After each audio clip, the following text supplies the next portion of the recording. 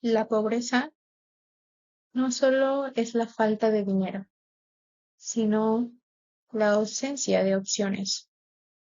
No se trata únicamente de carencias materiales, sino de la imposibilidad de decidir, de avanzar y de vivir con dignidad. Es un placer para mí poner a su consideración el tema correspondiente a nuestra unidad número 3, Proyección socioeconómica de la industria en México. Soy Melanie Julián Montezuma Ramos y el día de hoy les estaré hablando acerca del tema 3.8 correspondiente a esta unidad, el cual lleva por nombre la pobreza y su medición. Y asimismo, hoy es por ello que quiero hablarles de un problema que afecta a millones de personas en el mundo. Este fenómeno no solo limita al desarrollo individual, sino que también frena el crecimiento de sociedades enteras. Entender sus causas, sus formas, sus consecuencias y sus posibles soluciones es clave para construir un futuro mejor, un futuro más justo. Para comenzar, necesitamos tener claro qué es la pobreza. La pobreza es una condición en la que las personas no pueden satisfacer necesidades básicas como pues lo son la alimentación, la salud, la educación o la vivienda. Pero es importante mencionar que en este concepto se pueden analizar tres enfoques principales, los cuales pues nos ayudan a comprender de forma más integral, más a profundidad la pobreza. Tenemos tres tipos de enfoques. El principal es el enfoque económico, es decir, este se refiere a la falta de ingresos suficientes para adquirir bienes y servicios básicos. Por consiguiente, tenemos el enfoque social. Abarca, en este caso, pues la falta de acceso a oportunidades, como lo son, pues la educación, un empleo digno, la participación social y el enfoque humano, en donde pues se considera que la pobreza como la negación de capacidades fundamentales para una vida plena, como lo son pues la salud y la libertad. Ahora bien, en los tipos de pobreza entendemos y identificamos mejor las necesidades de cada grupo social. A continuación, se van a mencionar los 6 tipos de pobreza que existen. En primer lugar, tenemos la pobreza absoluta. En esta se podría decir que es cuando pues no se puede cubrir ni lo más básico para sobrevivir, como lo son los alimentos, la vivienda. Por ejemplo, personas que viven con menos de $2 al día. Ahora bien, la relativa que se da en comparación con el nivel de vida de la mayoría de la sociedad. Ejemplo, alguien que tiene ingresos, pero muy por debajo del promedio nacional. O como se muestra en la diapositiva, una familia que vive en una casa sin electricidad en una comunidad donde la mayoría sí lo tiene. Y asimismo lo podemos ver representado en cada una de las imágenes.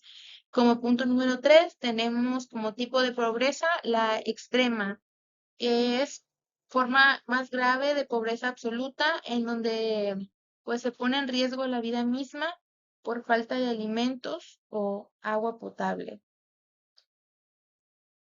Como cuarto tipo de pobreza está la moderada, en donde hay limitaciones, pero pues se pueden cubrir algunas necesidades básicas, aunque de forma insuficiente. En la pobreza urbana ocurre en las ciudades y pues esta puede verse reflejada en zonas marginales sin servicios básicos. Por ejemplo, familias que viven en asentamientos informales, pero sin servicios básicos.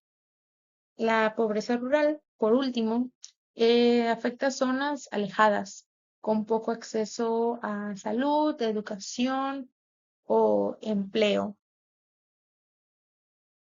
Ahora, ¿por qué es importante medir la pobreza? Bueno, porque sin datos claros no se pueden crear soluciones, podría decirse, eficaces.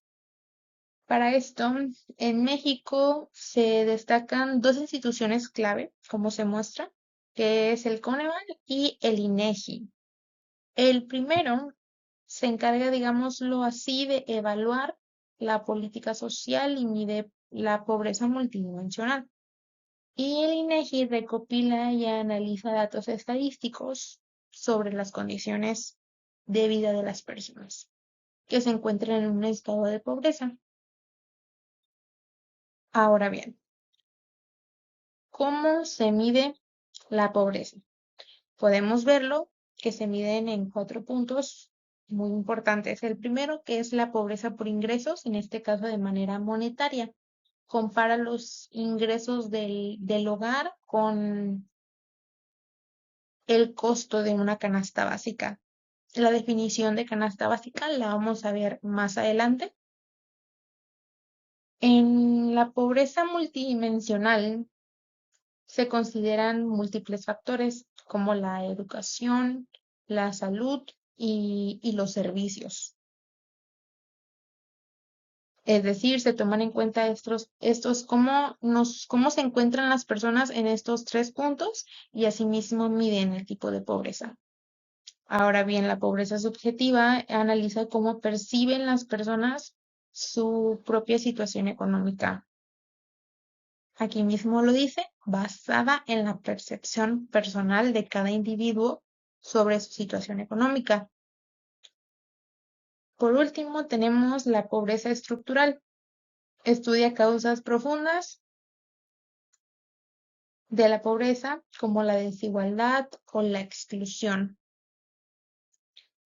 Es decir, esta pobreza se mantiene a través de generaciones por falta de acceso a oportunidades y recursos. A continuación se muestra una tabla comparativa. Aquí observamos que los tipos de mediciones que se mencionaron en la diapositiva anterior, cómo es que evalúan y un ejemplo para la comprensión de este mismo. En la parte de arriba pueden observar los logos de las instituciones que se encargan de evaluar la pobreza, en este caso, que surge. Podemos ver que en la medición por ingresos evalúa cuánto gana una persona. Por ejemplo, si gana menos de lo necesario para comprar la canasta básica, se considera pobre. En el multidimensional también se puede observar que pues mide las carencias en varios aspectos que son principales como la salud, la educación, la vivienda. Un ejemplo claro para entender esto podría ser una familia con vivienda, pero sin acceso a la salud o a la educación. Es por ello que entra en esta categoría. Aquí pues podemos ver que cada método aporta una mirada diferente y al combinarlos se logra una evaluación más precisa. Ahora, para seguir con nuestra exposición, tenemos el siguiente subtema que son las causas de la pobreza, que es lo que origina la pobreza en este país. Esta misma la podemos ver en 3 factores que definen y que impactan y que influyen de manera trascendental la pobreza.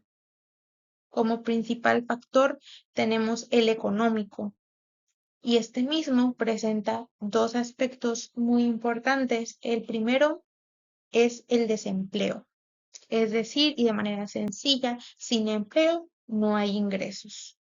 Sin ingresos no hay dinero para poder subsistir, para poder proveer a la familia o de manera personal los consumos básicos.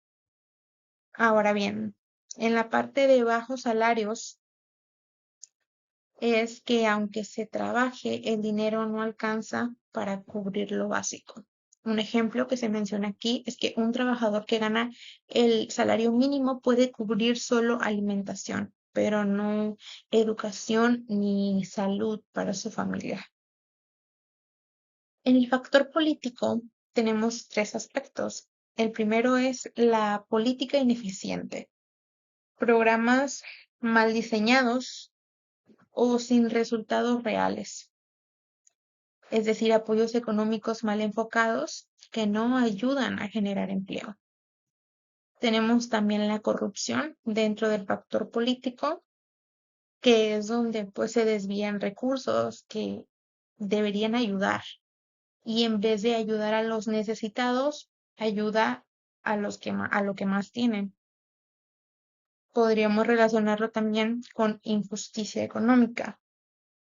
En la falta de compromiso, este mismo trata de la ausencia de voluntad para cambiar esta situación, en donde los políticos, las personas que manejan la economía del país, la cual debe estar destinada a apoyos para gente que lo necesita, tiene falta de compromiso. Su voluntad o ellos mismos están centrados en cosas superficiales, en obras públicas y todo tipo de cosas que desvían la atención de las personas que lo necesitan, es decir, inversiones centradas en las obras visibles y no en los servicios básicos.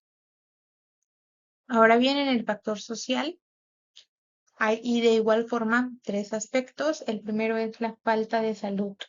Enfermedades sin atención impiden trabajar o estudiar, así de fácil. En la educación deficiente se basa en limitar las oportunidades futuras, menos oportunidades laborales.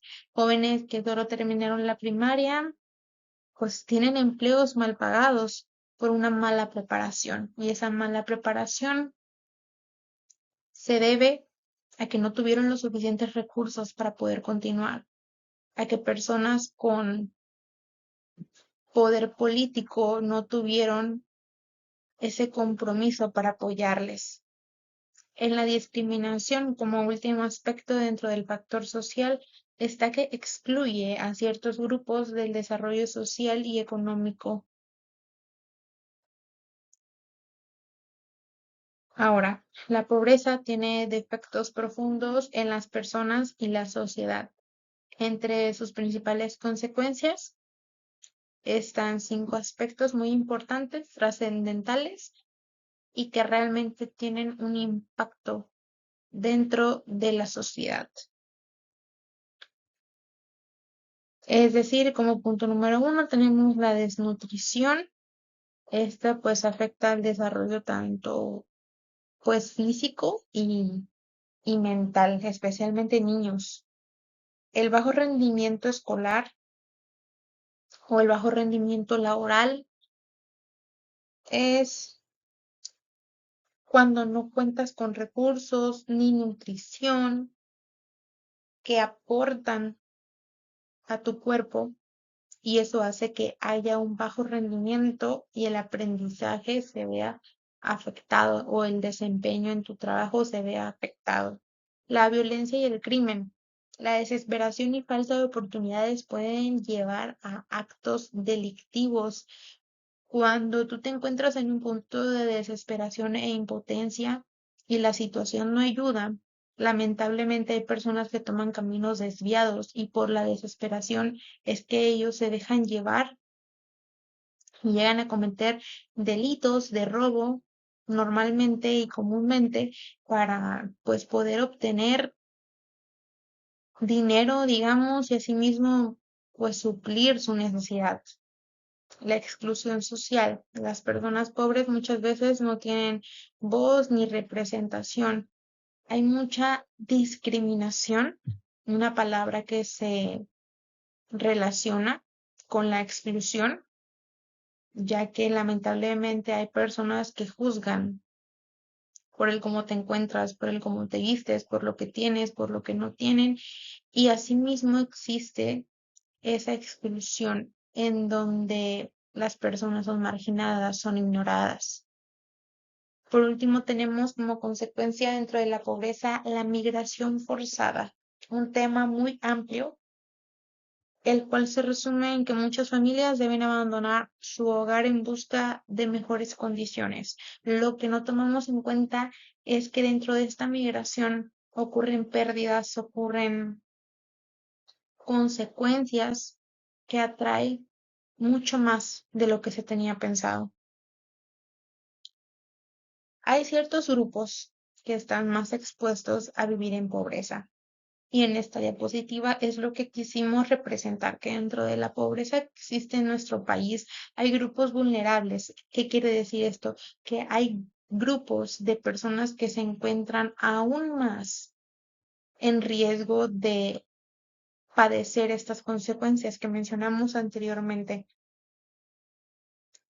Es decir, como principal tenemos de un 100%, un 49% de las mujeres que por desigualdad, por un trabajo informal o tareas de cuidado no remuneradas se ven afectadas. El 15% con personas con discapacidad enfrentan barreras físicas y sociales para trabajar o estudiar. 26% niños menores de 15 años viven en hogares sin recursos suficientes, afectando su desarrollo. Y por último punto, con 10% enfrentando discriminación, despojo y marginación. Personas con falta de acceso a servicios, a educación y a oportunidades laborales. Es muy importante tener en cuenta que proteger a estos grupos es clave para reducir la pobreza. Los indicadores de pobreza y su función. Existen en México herramientas o instituciones, organizaciones para seguir de cerca el avance o también retroceso en la lucha contra la pobreza. Tenemos tres de ellos. El primero es el índice de pobreza multidimensional. Podemos ver el logo de esta institución en la imagen y se puede reducir con las siglas IPM. Este mismo se encarga de medir las carencias en salud, educación y calidad de vida. La canasta básica, anteriormente les dije que este punto iba a ser tratado y aquí vamos a explicar que esta misma consiste en indicar el costo de los productos necesarios para vivir dignamente, es decir, conjunto de productos y servicios esenciales, cuyo costo se usa para medir si un ingreso es suficiente para una vida digna. Por último, tenemos el IDH. Esas son sus siglas conocidas, pero su nombre completo es Índice de Desarrollo Humano, en el cual se considera la educación, la esperanza de vida y los ingresos. Teniendo en cuenta y mencionando que estos indicadores permiten evaluar políticas y planear intervenciones más efectivas. Es decir, estos son los que se encargan de también crear las estrategias para reducir la pobreza, que es lo que vamos a ver en nuestro último subtema de la pobreza. Es decir, estrategias para medir y reducir la pobreza. Este subtema lo elegimos como cierre porque es importante conocer algunas estrategias que pueden hacer la diferencia. Como punto número 1 tenemos más políticas públicas efectivas que realmente lleguen a quienes más lo necesitan. con un enfoque integral y sin corrupción. Dos aspectos dentro de esta misma es la mejora del salario mínimo y los programas, como Sembrando Vida, Jóvenes Construyendo el Futuro, entre otros.